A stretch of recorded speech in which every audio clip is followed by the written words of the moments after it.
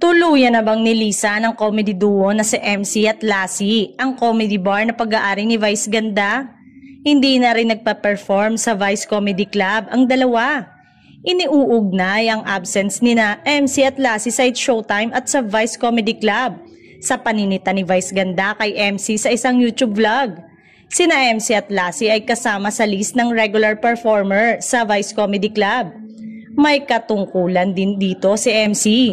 Pero napag-alaman ng isang sikat na tabloid na simula ngayong Hunyo ay missing in action o MIA na sina MC at Lassie sa comedy bar ni Vice. Sa Facebook account ni Vice ay regular na in-announce kung sino-sino ang mga nagtatanghal gabi-gabi.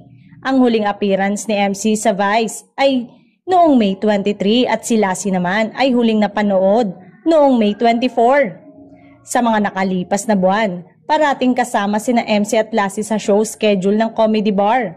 Tinawagan din daw ang nakasaad na contract number ng Vice Comedy Club ngayong Webes ng gabi, June 12.